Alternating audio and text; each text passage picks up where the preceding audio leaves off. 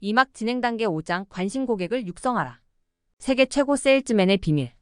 조 지라드는 세계에서 가장 위대한 세일즈맨으로 기네스북에 오른 인물이다.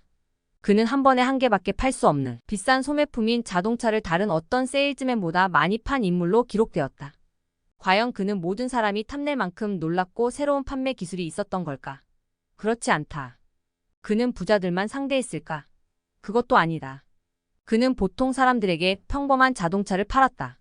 1963년과 1978년 사이 15년 동안 그는 GM의 쉐보레 딜러로 일하면서 1만 3천 대가 넘는 자동차를 팔았다. 그가 거둔 판매 실적 통계는 정말 놀랍다. 1. 그는 총 1만 3천일대의 자동차를 판매했다. 이는 하루 평균 2.4대꼴이다. 2. 그의 하루 최고 판매 기록은 18대. 3. 그의 월 최고 판매 기록은 174대. 4. 그의 연 최고 판매 기록은 1425대. 5. 그의 판매 실적이 더욱 믿기 힘든 것은 그 많은 차를 소매 매장에서 한 번에 한 대씩 팔았다는 사실이다. 어떤 집단에 대량으로 판매한 기록은 없다. 그렇다면 조의 성공 비결은 무엇일까? 그는 열심히 일하는 것과 남에게 호감을 주는 것 외에 몇 가지를 더 나열한다. 사실 당시에 그 정도의 훌륭한 자질을 가진 세일즈맨은 분명 수천 명 더 있었을 것이다. 하지만 그들은 조가 이룬 성과의 극히 일부에도 미치지 못했다. 조가 남보다 달랐던 것 중 하나는 고객들과 끊임없이 연락을 했다는 점이다. 그는 자신의 고객 명부에 있는 모든 사람에게 매달 개별적인 안부 카드를 보냈다. 1월에는 신년 축하 카드에 당신을 사랑합니다 라는 문구를 직접 쓰고 자필 서명한 다음 그가 일하는 대리점의 세부 정보가 담긴 도장을 찍어 보냈다. 2월에는 밸런타인데이 카드를 보냈고 거기에도 당신을 사랑합니다 라는 문구를 빠뜨리지 않았다. 그는 매달 봉투의 크기와 색깔을 바꾸었고 주소를 직접 손으로 썼으며 우표도 직접 붙였다. 많은 사람들이 광고 사기, 신용카드 홍보 등과 같은 온갖 종류의 광고 우편물을 펴보지도 않고 쓰레기통에 버리기 때문에 이러한 노력은 그런 스팸 우편물 필터를 통과하는 데 매우 중요한 역할을 했다. 그는 고객들이 카드 봉투를 열고 그 안에서 긍정적인 메시지와 그의 이름을 보고 기분이 좋아지기를 원했다. 그는 그들이 언젠가는 새 차가 필요할 거라고 생각하고 매년 이 일을 반복했다. 그들이 정말로 새 차가 필요해졌을 때 그들 마음속에 누가 가장 먼저 떠올랐을까? 그가 은퇴할 쯤에는 매달 1만 3천 장의 카드를 고객에게 보내고 있었다. 이 일을 도와줄 도우미를 고용해야 할 정도였다. 그가 자동차 영업을 시작한 지 10년이 되었을 때 그에게 차를 사는 사람들 거의 3분의 2가 재구매하는 고객이었다. 심지어 고객이 미리 약속해야 그에게서 차를 살 수 있는 상황이 되었다.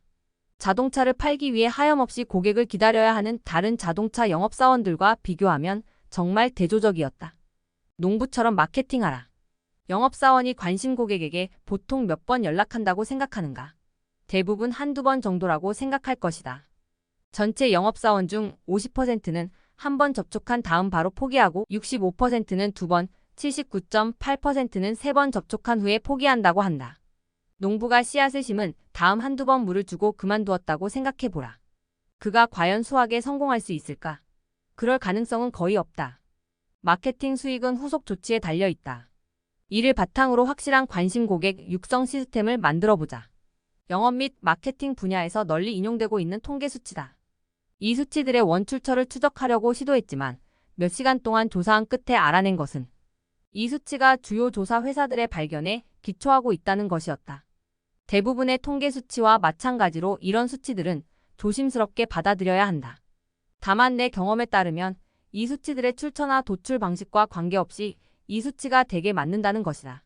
어쨌든 요점은 대부분의 영업사원들이 관심 고객에 대한 후속 처리를 몇 번 하고는 포기한다는 의미다. 관심 고객이 포착되면 즉시 당신의 고객 관리 시스템 안으로 끌어들여야 한다. 그들을 시스템 안으로 들여놓은 후 시간을 들여 반복적으로 접촉한다. 여기서 접촉이란 그들을 노골적으로 귀찮게 해서 어떻게든 구매하게 하려는 것이 아니다. 관심 고객이 당신 회사로부터 무언가를 구매하게 하기 전에 미리 가치를 제공하고 신뢰를 구축하며 그 분야의 전문인으로 당신이 권위자임을 보여줘 관계를 형성하는 것이다. 대부분의 관심 고객이 아직 구매할 준비가 되지 않은 상태라는 사실을 받아들여라. 그들을 데이터베이스에 저장해 놓으면 이 데이터베이스를 통해 그들에게 이메일을 보내거나 실물 우편물을 보낼 수 있다. 메일을 정기적으로 보내 계속 연락을 취하고 당신을 해당 분야의 전문가로 자리매김하라. 농부처럼 당신은 잠재 고객을 수확할 준비를 한다. 조지라드가 그랬듯이 시간이 지나 잠재 고객이 구매할 준비가 되면 당신을 가장 먼저 떠올리는 거대한 고객 파이프라인을 구축하게 될 것이다. 더욱 신나는 것은 당신이 미리 창출해 놓은 가치 때문에 그들은 벌써 당신과 거래하려는 마음을 갖고 있다는 사실이다. 따라서 이 단계에서 굳이 그들을 설득하거나 판매를 강요할 필요가 전혀 없다. 다음 단계의 매출로 이어지는 것은 당연한 귀결이다. 잠재 고객 목록이 늘어나고 그들과의 관계가 깊어지면 그 목록이 당신 회사의 가장 귀중한 자산이 될 것이다. 그것이야말로 황금알을 낳는 거위다. 잠재 고객이 마침내 구매할 준비가 되면 당신은 그들에게 귀찮은 존재가 아니라 환영받는 초대 손님이 될 것이다. 여기서 명심해야 할 점은 마케팅 농부가 되어야 한다는 것이다. 마케팅 농부가 되는 것은 간단하다. 다음 3단계 과정만 따르면 된다. 1. 당신의 비즈니스에 관심 있는 사람들을 찾을 목적으로 광고를 하라. 무료 보고서, 동영상을 제공하고 오디오 인터뷰 등을 계속하라. 고객이 안고 있는 문제에 대한 해결책을 제시하는 무료 정보를 제공하는 것도 효과가 있다. 이를 통해 당신은 영업사원보다는 전문가나 교육가로 자리매김할 수 있다. 당신이 고객이라면 어디서 물건을 사겠는가? 2. 그들을 데이터베이스에 추가하라. 3. 관심 고객을 계속 육성하고 그들에게 가치 있는 정보를 제공하라. 예를 들어 업계에 대한 뉴스레터나 당신이 하는 일이나 당신이 제공하는 것을 최대한 활용하는 방법에 대한 정보를 제공하라. 여기서 주의할 점은 판매 권유를 해서는 안 된다는 것이다. 판매 행위는 금방 실증나게 한다. 특별한 설명이나 제안과 함께 귀중한 정보를 제공해야 한다는 것을 명심하라. 무엇보다 중요한 점은 정기적으로 연락하는 것이다. 그렇게 하지 않으면 잠재 고객은 당신을 금방 잊어버리고 관계도 빠르게 식어버려서 당신은 그들에게 다시 귀찮은 존재로 전락할 것이다. 일단 마케팅 농부가 되면 데이터베이스의 양과 질이 크게 늘어나면서 풍요롭고 지속적으로 수확할 수 있을 것이다. 마케팅 인프라를 구축하라. 앞 장에서 우리는 관심 고객을 포착하기 위한 광고의 개념에 대해 살펴보았다. 관심 고객을 포착하는 것이 중요하긴 하지만 사실 이 일은 남자 중에서 소년을 골라내는 것과 같아. 제품이나 서비스에 대해 문의했는데 후속 조치를 전혀 받지 못한 경험이 있는가? 아니면 견적을 받고 난 후 무성의한 전화 한 번 외에 아무런 후속 조치가 없었던 경험이 있는가? 이것은 마케팅 인프라가 고장났다는 신호다. 후속 조치는 대개 CRM 시스템을 이용한 자동화 작업으로 이루어지고 있다. 대부분 우수한 CRM 시스템은 고객에게 이메일이나 문자 메시지를 자동으로 전송하거나 영업사원에게 전화를 걸어 확인하도록 자동 설정되어 있다. 그런 자동화 기능은 잠재 고객이 특정 행동을 하거나 문의나 구매를 추적하거나 미리 시간을 설정했을 때 작동한다. 자동화 시스템을 사용하면 로봇이 잠재 고객을 자동으로 분류하고 걸러내고 선별해주기 때문에 당신은 시간을 보다 효과적으로 활용할 수 있다. 구매 가능성이 있는 잠재 고객의 데이터베이스가 있으므로 이제 당신이 해야 할 일은 고객이 당신에게서 물건을 사거나 죽을 때까지 그들을 대상으로 마케팅을 하는 것이다. 이렇게 말하면 그들이 항복할 때까지 물건을 사라고 성가시게 조르라는 소리처럼 들릴지도 모르겠지만 내 말은 그런 뜻이 전혀 아니다. 전통적인 판매 교육은 판매는 항상 마무리를 잘 지어야 한다는 판매, 압박 전술과 그런 압박에 기반한 어리석고 시시한 거래 성사 기술에 초점이 맞춰져 있다. 하지만 그런 기술이야말로 잠재 고객이 영업사원을 피해야 할 귀찮은 존재로 여기게 만든다. 당신은 귀찮은 잡상인이 아니라 환영받는 초대 손님이 되어야 한다. 구매 가능성이 높은 잠재 고객이 준비가 될 때까지 지속적으로 가치 있는 정보를 제공하라. 제품 설명서, 관련 기사, 사례 연구, 그들의 관심사와 관련이 있는 월간 소식지 같은 간단한 형태 등 무엇이든 좋다. 중요한 것은 그런 가치 있는 정보를 제공함으로써 신뢰와 호의를 쌓고 당신을 단순한 영업사원이 아니라 전문가나 교육가로 인지시키는 것이다. 다양한 기술 도구를 이용해 후속 조치 메커니즘을 쉽게 자동화할 수 있으므로 비용 대비 효율적이고 확장 가능한 방식으로 후속 조치를 지속적으로 할 수 있게 되었다. 그리하여 당신은 구매에 관심과 동기가 있는 잠재 고객을 기반으로 거대한 파이프라인을 구축할 수 있다. 이렇게 구축된 잠재 고객 중에는 즉시 구매 고객으로 전환되는 사람이 있는가 하면 몇 주, 몇 달 또는 몇 년 후에 전환되는 사람도 있다. 어쨌든 중요한 점은 잠재 고객이 구매할 준비가 되었을 때쯤이면 당신은 이미 고객과 가치와 신뢰를 구축한 관계라는 것이다. 따라서 고객이 구매 결정을 내릴 때가 되면 당신은 합리적 선택의 대상이 되어 있을 것이다. 이것이 바로 가장 힘들이지 않고도 할 수 있는 윤리적인 판매 방법이다. 전적으로 신뢰와 가치의 교환에 근거하여 판매하기 때문이다. 경쟁 업체들이 직접 구매자인 3%를 공략하기 위해 맹목적으로 활을 쏘는 동안 당신은 이 기술을 통해 분명하고 가시적인 목표물에 모든 화력을 집중할 수 있다. 당신의 마케팅 인프라를 구성하는 것은 그 자체로 회사의 자산이다. 다음은 내가 직접 구축했거나 관리를 도운 마케팅 인프라 중 효과적이었던 자산 목록이다. 1. 관심 고객을 포착하는 웹사이트. 2. 기록으로 남긴 무료 메시지 정보. 3. 뉴스레터. 4. 블로그. 5. 보도자료. 6. 광고성 메일 순서 목록. 7. 이메일 발송 순서 목록. 8. 소셜미디어. 9. 온라인 동영상 및 DVD. 10. 팟캐스트 및 오디오 CD. 11. 인쇄물 광고. 12. 손으로 쓴 기록물. 13. 이메일 자동 응답기. 14. SMS 자동 응답기. 15. 충격과 감탄 요법. 이 목록은 나의 마케팅 인프라의 일부일 뿐이지만 인프라의 핵심을 차지한다. 나는 이 자산들을 계속해서 키우고 정교하게 만들고 있다. 이 모든 것은 각각의 때와 장소, 목적이 있다. 내가 만드는 모든 광고는 냉담한 잠재 고객들을 이 시스템에 넣어 열광적인 팬, 고객으로 바꾸도록 설계되어 있다. 물론 이런 마케팅 인프라를 구축하는 데에는 시간과 비용이 들지만 도로나 철도 네트워크 같은 물리적 인프라의 구축과 마찬가지로 시간과 비용은 대부분 초기에 들어갈 뿐이다. 그 이후에는 유지 보수와 지속적인 개선으로 충분하다. 그리고 여기 흥미로운 사실이 하나 더 있다. 기술 발전으로 나의 마케팅 시스템이 상당수 자동화되었고 이것이 엄청난 변화를 몰고 왔다. 일단 제대로 작동되는 조합을 찾기만 하면 몇 번이고 다시 배치해 안정적으로 동일한 결과를 창출할 수 있게 된 것이다. 마케팅 인프라를 지속적으로 구축함에 따라 결과도 계속 개선되고 있다. 당신은 어떤가? 마케팅 인프라를 구축하고 있는가? 구축한 마케팅 시스템을 지속적으로 개선하고 있는가? 내 조언을 따른다면 여전히 무작위 마케팅으로 시간만 낭비하는 경쟁자들을 훨씬 앞서게 될 것이다. 두툼한 우편물 그리고 충격과 감탄 요법. 3장에서 미디어 채널로서 전통 우편물의 힘에 관해 설명한 바 있다. 두툼한 우편물은 이 강력한 미디어 채널을 더욱 강력하게 활용하는 방법이다. 사람들이 우편물을 분류하는 습관을 생각해보라. 온갖 봉투가 쌓여있는 중에 무언가가 들어있는 두툼한 우편물을 발견한다. 그 안에는 분명 입체적인 물체가 들어있다. 아마도 책, DVD 또는 장신구 같은 물건인 것 같다.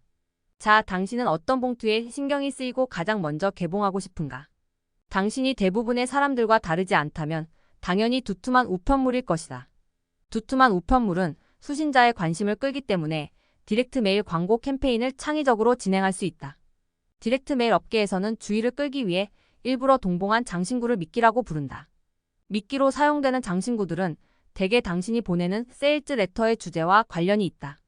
예를 들어 돈 낭비는 이제 그만이라는 내용의 세일즈 레터를 보낼 때 작은 플라스틱 쓰레기통을 동봉하는 식이다.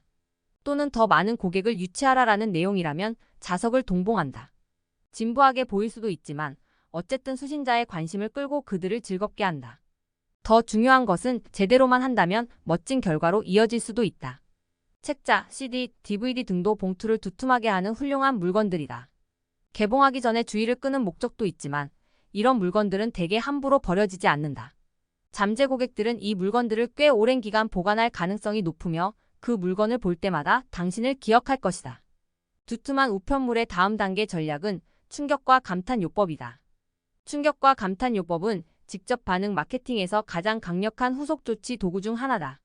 이를 잘 수행하면 구매 고객으로의 전환이 급증하고 경쟁 업체보다 훨씬 높은 위치에 오를 수 있다. 이 기법은 매우 강력해서 경쟁자들을 근본적으로 압도하고 당신을 우세한 존재로 만들 수 있다. 충격과 감탄 요법의 놀라운 점은 설령 경쟁자들이 당신이 무엇을 하려는지 알고 있다 해도 감히 따라하지 못한다는 것이다. 사실 그 누구도 당신을 흉내낼 수 없다. 앞 장에서 우리는 관심을 표명한 잠재 고객의 상세 정보를 수집하는 것이 얼마나 중요한지를 살펴보았다.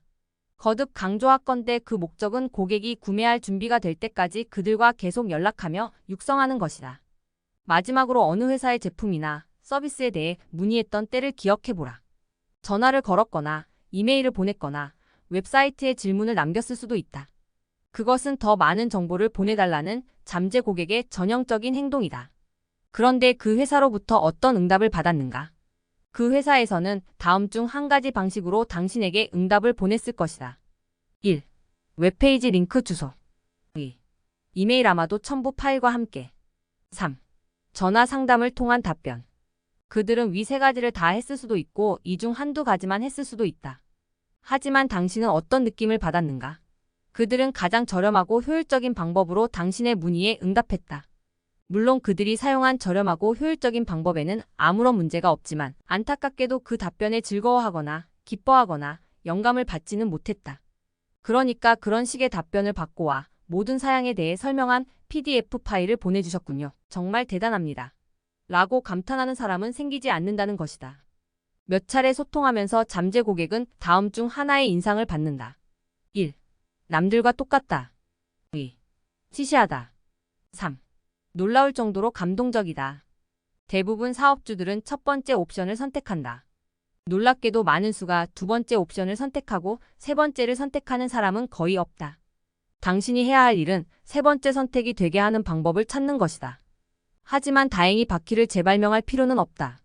바로 충격과 감탄 요법이 잠재 고객들에게 놀라울 정도로 감동을 주는 최고의 방법이기 때문이다.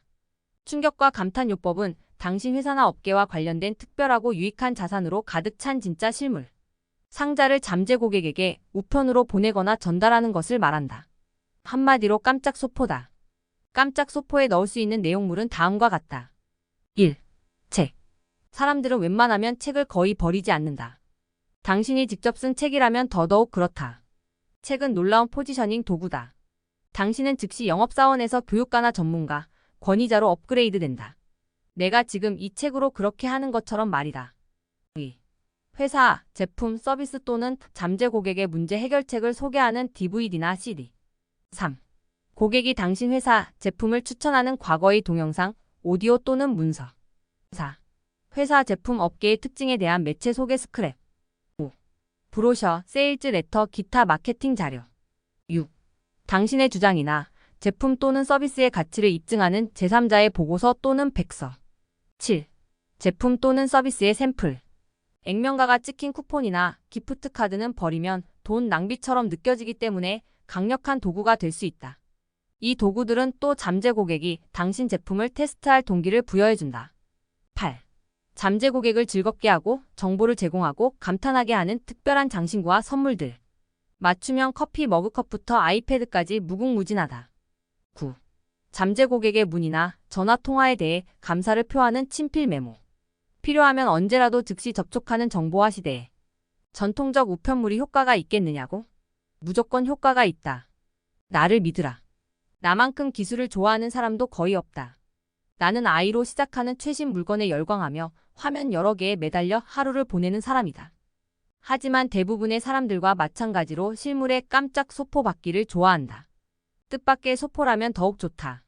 전통적 우편물은 여전히 그 양이 적지 않지만 그 많은 스팸 우편물 중에서 특별한 소포를 선별하는 것은 어느 때보다 더 쉬워졌다. 어느 날 무언가가 들어있는 페덱스 박스가 당신 책상에 놓여 있다면 그걸 열어보는데 얼마나 걸릴까? 대부분의 사람들은 즉시 열어본다. 물론 앞서 말한 저렴한 방법인 전화, 이메일, 웹페이지 링크 등을 통한 즉각적인 응답을 하지 말라는 얘기가 아니다. 잠재 고객과 처음 몇 차례 접촉은 신성하리만큼 중요해 신중하게 다뤄야 한다고 강조하는 것뿐이다. 어떤 것도 운에 맡겨서는 안 된다. 충격과 감탄 요법은 잠재 고객에게 와우, 대단해라는 감정을 전달하는 놀라운 도구다. 충격과 감탄 요법은 세 가지 역할을 해야 한다. 1. 잠재 고객에게 예상치 못한 놀라운 가치를 제공하라. 2. 당신을 해당 분야의 전문가이자 신뢰할 수 있는 권위자로 인식시켜라. 3. 잠재 고객을 구매 사이클로 좀 더 가까이 이동시켜라. 네, 더 많은 정보를 이메일로 보내드리겠습니다. 라는 뻔한 방법보다 충격과 감탄 요법은 얼마나 강력한가. 물론 부정적 의견도 있다. 비용이 너무 많이 든다는 것이다. 앞장에서 다른 모든 조건이 같으면 가능성이 높은 잠재 고객에게 더 많은 마케팅 비용을 사용할수록 구매 고객으로 전환될 확률이 높아진다고 설명했다. 충격과 감탄 요법이 바로 그렇다. 경쟁자보다 더 많은 비용을 쓰고 잠재 고객을 감동시킨다면 당신은 경쟁자들을 훨씬 더 능가할 것이다. 물론 당신은 고객 생애 가치 같은 수치를 알고 있어야 한다. 그렇지 않으면 효과가 없다. 그런 수치를 알지 못하면 좋은 마케팅이 될 수 없다. 이 수치들은 분명히 의미가 있다. 당신이 이윤이 극히 낮은 단지 상품만 거래하는 사업에 종사하지 않는 한 그 수치가 효과를 발휘하기 때문에 깜짝 소포를 보내는 것은 오히려 경제적인 방법이 될 것이다. 잠재 고객을 감동시키는 일에 저렴하고 효율적인 방법만 사용하는 실수를 저지르지 마라. 충격과 감탄 요법은 강력한 경쟁 우위를 확보하는 수단이다. 대부분 경쟁자들은 그 방법을 이해하지 못할 뿐더러 설령 이해한다 해도 실행할 용기가 없다. 그들은 자기 회사의 수치를 제대로 알지 못하기 때문이다. 그들은 그저 이 방법이 돈이 너무 많이 든다고만 생각하고 고객을 확보하는 더 저렴하고 효율적인 방법만 찾는다. 경쟁사가 그렇게 저렴하고 효율적인 마케팅을 하는 동안 당신은 잠재 고객들에게 재미, 영감, 감동을 줘라. 이는 당신을 경쟁자들과 전혀 다른 세상으로 이끌 것이다. 가능한 한 마케팅을 많이 하라. 빠르게 성장하는 기업의 공통점은 마케팅에 집중하면서 많은 제안을 한다는 점이다. 물론 그 제안 중에는 실패로 끝난 것도 있고 성공한 것도 있다. 흥미로운 점은 마케팅 목록을 작은 단위로 떼어 적은 비용으로 테스트하면 적은 수의 성공으로도 여러 차례 실패를 만회할 수 있다는 것이다. 제안을 많이 해보면 무엇이 효과가 있고 무엇이 효과가 없는지를 잘 알게 된다. 제안을 많이 하는 마케터가 되면 트렌드를 파악하거나 분리 테스트를 통해 잠재 고객의 반응을 과학적으로 측정하는 것이 훨씬 쉬워진다. 빠르게 성장하는 기업의 또 다른 특징은 제안을 주저하지 않는다는 것이다. 그들은 기꺼이 위험을 감수하고 설득력 있는 광고 문구를 사용하며 제안에 대해 과감한 보증을 한다. 하지만 그게 그렇게 간단한 일일까? 더욱 설득력 있고 더 많은 제안을 하라고? 당연히 그래야 한다. 기본은 절대 변하지 않는다. 오늘날 제안할 수 있는 미디어 채널이 많아졌고 투자 수익률을 추적하고 분리 테스트를 하는 데 도움이 되는 새로운 마케팅 기술이 쏟아지고 있지만 기본은 결코 변하지 않는다. 더 설득력 있고 더 많은 제안이 곧 급속한 사업 성장을 가져온다는 점은 변하지 않는다. 보다 많이 마케팅을 하면 당신은 사람들의 입에 오르내리게 되고 잠재 고객은 당신 회사에 대해 더 잘 알게 되며 마침내 비슷비슷한 무리에서 눈에 띄어 회사의 판매 파이프라인은 가득 차게 될 것이다. 긍정적이든 부정적이든 어떤 변화가 일상이 되면 시간이 지나면서 당신에게 중대한 영향을 미치게 된다. 모든 잠재 고객에게 제안서를 작성해서 발송하는 일이 일상화되면 머지않아 당신은 완전히 다른 회사를 갖게 될 것이다. 잠재 고객에게 정기적으로 제안하다 보면 당신은 더 나은 마케터가 되어 있을 것이다. 마케팅 과학에 능숙해지는 것은 빠른 사업 성장에 매우 중요하다. 당신이 더 나은 마케터가 될수록 사업 전체가 잘 될 것이다. 구상하고 실행하고 반복하라. 우리는 학교에서 자립해야 한다고 배웠다. 다음 학년으로 올라가려면 수학, 과학, 영어 시험에 합격해야 했다. 만일 당신의 재능을 다른 친구 몇 명과 합칠 수 있다면 어떨까? 수학을 잘하는 한 친구가 모든 사람의 수학 시험을 대신 치러주고 과학을 잘하는 또 다른 친구가 모든 사람의 과학 시험을 대신 치른다. 그리고 영어를 잘하는 당신이 모든 사람의 영어 시험을 대신 치른다. 학교에서는 그런 종류의 협력적인 작업 구조를 부정행위로 판단하므로 세 사람 모두 징계를 받거나 심지어 퇴학을 당할지 모른다. 그러나 기업의 세계에서 하나의 목표를 추구하기 위해 서로 다른 재능을 모으는 것은 성공적인 결과를 위한 길이다. 기업의 세계는 팀 스포츠 경기와 같아서 혼자서는 절대 이길 수 없다. 기업이 제대로 작동하려면 이와 같이 다른 유형의 재능이 모두 필요하다. 바로 다음 세 가지 유형이다. 1. 기업가 유형 아이디어맨 또는 비전가를 말한다. 이들은 시장에서 문제나 틈을 발견하고 이익을 추구하기 위해 그 문제를 해결하며 기꺼이 위험을 감수한다. 예를 들어 시장에 특정 제품이 없는 것을 확인하고 필요한 적정 인력을 고용하는 등 기업의 방향성을 구상한다. 2. 전문가 유형 기업가의 비전을 실행하는 역할을 한다. 그들은 엔지니어, 벤처 투자가, 그래픽 디자이너일 수 있다. 그들은 기업가가 제시한 비전이 현실로 이루어지도록 돕는다. 예를 들어 그들은 제품 생산을 위한 공장을 짓고 적절한 도구를 만들고 제품을 멋지게 포장하는 등 행동에 옮기는 이런 실화를 주도한다. 3. 관리자 유형 매일 현장에 와서 일이 잘 마무리되는지, 제대로 진행되고 있는지, 비전이 정상적인 길을 가고 있는지를 확인한다. 예를 들어 그들은 공장이 제대로 가동되고 있는지, 선적이 제때 이루어졌는지, 품질에 문제가 없는지 등을 확인하며 일상이 무리 없이 반복되도록 감시한다.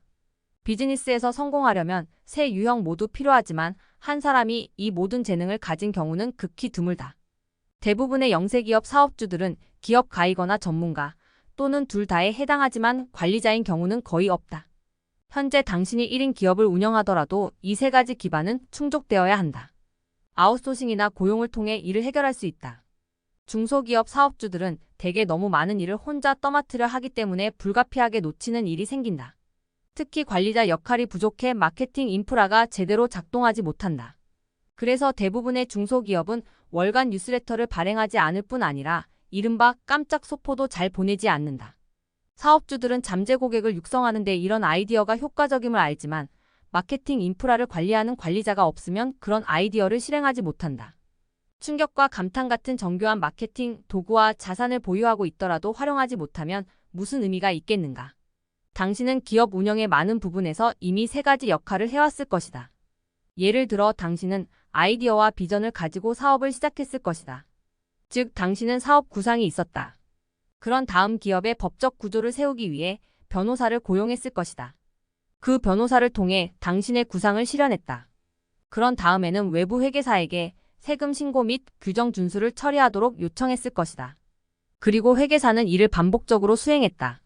마케팅 인프라에 대해서도 이와 같은 작업을 하는 것이 중요하다. 먼저 시스템을 필요한 곳에 배치하라. 마케팅 아이디어를 생각해내고 뻔뻔하게 이 책에 있는 아이디어를 훔쳐도 좋다. 그래픽 디자이너, 웹 개발자, 카피라이터를 고용해서 그것을 실현하고 그런 다음 관리자나 주문 처리 부서로 하여금 그것을 반복하게 하라. 앞에서 설명한 바와 같이 이 중 상당 부분은 자동화될 수 있으며 자동화할 수 없는 것은 위임시키면 된다. 이 과정은 너무 중요하므로 절대 소홀해서는 안 된다. 이를 수행하지 않거나 마케팅 인프라를 가동하지 않으면 당신 사업에 해가 될 뿐더러 때로는 치명적일 수 있다. 당신이 세금 납부를 게을리하지 않는 이유는 정부가 법적 의무로 정했기 때문이다. 정부의 달력에는 언제 세금 신고서를 제출해야 하는지, 각종 세금을 언제 내야 하는지 그 일정이 모두 기록되어 있다. 마케팅 일정에도 같은 방법을 적용할 수 있다. 마케팅 달력은 매일, 매주, 매월, 분기별 및 연간 기준으로 어떤 마케팅 활동을 해야 하는지를 명시한다. 즉, 다른 중요한 비즈니스 행사처럼 마케팅 활동을 일정에 포함시켜야 한다. 예를 들면 다음과 같이 마케팅 일정을 정리해보자. 1. 매일 소셜미디어에서의 언급과 반응을 확인한다. 2. 매주 블로그 게시물을 작성하고 이메일 목록 가입자에게 링크 주소를 보낸다. 3. 월간 기존 고객 및 잠재 고객에게 인쇄된 뉴스레터나 엽서를 우편으로 보낸다. 4. 분기별 최근 구매 기록이 없는 고객에게 재구매를 격려하는 편지를 보낸다. 5. 매년 모든 고객에게 감사의 선물 바구니를 보낸다. 어떤 일을 언제 해야 할지 결정한 다음 이제 남은 유일한 질문은 누가 수행하느냐이다. 다시 강조하지만 영세기업의 단독 운영자라 하더라도 모든 일을 혼자 하려고 하지 마라. 가능하면 이런 반복적인 운영 활동은 책임지고 할 수 있는 다른 사람에게 맡기는 것이 좋다. 정기적으로 계획된 마케팅 활동 외에 이벤트성 마케팅 활동도 고려해 보아야 한다. 예를 들어 다음과 같은 이벤트와 그에 따른 활동을 생각해보자. 비즈니스 이벤트에서 잠재 고객을 만났다. 이벤트에서 만난 고객의 명함을 CRM 시스템에 추가하고 매월 보내는 뉴스레터와 우편 엽서 메일 목록에 포함시킨다. 전화 주문 판매 문의를 받았다. 직접 쓴 메모와 충격과 감탄 소포를 보낸다. 블로그에서 새 이메일 목록 가입자가 생겼다. 새 가입자를 CRM 시스템에 추가해 다음 30일 동안 5부로 구성된 교육용 비디오 시리즈를 이메일로 자동 전송한다. 고객 불만 사항을 접수했다. 문제를 해결한 후 손으로 쓴 사과 메모와 함께 다음 구매 시 사용할 수 있는 $100 할인 쿠폰을 보낸다. 다시 한번 강조하거니와 이런 이벤트성 활동은 다른 사람의 책임하에 이루어지게 하라. 이런 활동을 통해 당신은 새로운 마케팅 캠페인을 설계 또는 테스트하거나 제안의 가치를 개선하는 등 보다 상위 단계의 마케팅 업무를 하게 될 것이다. 사업에서 마케팅을 하는 것만큼 수익에 보탬이 되는 건 없다. 현재 소규모 사업자라 할지라도 당신 대신 공장을 운영할 관리자, 유형의 인력을 고용해서 계획에 따른 마케팅이나 이벤트성 마케팅 활동을 반복하게 하라. 사업가들은 대개 할 수 있다는 사고방식을 가지고 있다. 이 때문에 어떤 일을 해야겠다 싶으면 소매를 걷어붙이고 바로 뛰어드는 경향이 있다. 하지만 전문 분야가 아니거나 시간을 유용하게 활용할 수 없는 일에 시간을 쏟는다면 시간만 낭비하고 큰 대가를 치를 수 있다. 돈은 재생 가능한 자원이어서 얼마든지 다시 벌 수 있지만 시간은 원한다고 해서 더 생기지 않는다. 많은 사업자가 아웃소싱이나 업무를 위임하려고 해도 일의 품질 때문에 주저한다. 과연 당신이 직접 하는 것만큼 그들이 일을 잘 해낼 수 있을까? 아마 아닐 것이다. 그럼에도 내 경험칙에 따르면 당신이 직접 하는 것보다 다른 사람이 80% 정도 할 수 있다면 위임해야 한다. 대부분 사업가들처럼 당신이 모든 것을 뜻대로 하는 성향의 사람이거나 완벽주의자라면 누군가에게 일을 맡기는 것이 어려울 수 있다. 그러나 사업 확장과 성장을 도모한다면 아웃소싱이나 위임은 반드시 필요하다. 그렇지 않으면 회사를 완전히 새로운 수준으로 끌어올릴 수 있는 마케팅 인프라 구축과 같은 고부가 가치 일은 뒷전으로 밀리고 결과적으로 일상적인 업무를 하면서 최저임금을 받는 꼴이 될 것이다. 여기 시대를 초월한 짐 론의 지혜를 들어보자. 중요한 일과 사소한 일을 구분하는 방법을 배워라. 많은 사람이 성공하지 못하는 이유는 사소한 일에 많은 노력을 기울이기 때문이다. 아무 일이나 다 했다고 해서 그것을 성취라고 착각하지 마라. 특히 분주함에 속지 마라. 문제는 무슨 일을 하느라 바쁘냐 하는 것이다. 모든 하루는 값비싼 비용이다. 하루를 보내면 앞으로 쓸 수 있는 날이 하루 줄어드는 것이다. 그러니 하루하루를 현명하게 보내라. 사소한 일에 많은 시간을 써서는 안 되는 것처럼 중요한 일에 너무 적은 시간을 써서도 안 된다. 시간은 돈보다 소중하다. 돈은 얼마든지 더 벌 수 있지만 시간은 당신이 원한다고 해서 더 생기지 않는다. 시간이야말로 부자들이 간직해온 최고의 비밀이다. 아웃소싱이나 업무 위임에 대한 마지막 우려는 비용이 너무 많이 든다는 것이다. 이는 몇 년 전만 해도 사실이었을지 모른다. 하지만 이른바 지리적 차익이라는 놀라운 효과 덕분에 더는 그렇지 않다. 동남아시아, 인도, 동유럽에는 당신 국가의 현지 직원이나 계약자보다 몇 분의 1밖에 안 되는 비용으로 당신을 위해 일할 인력이 넘쳐난다.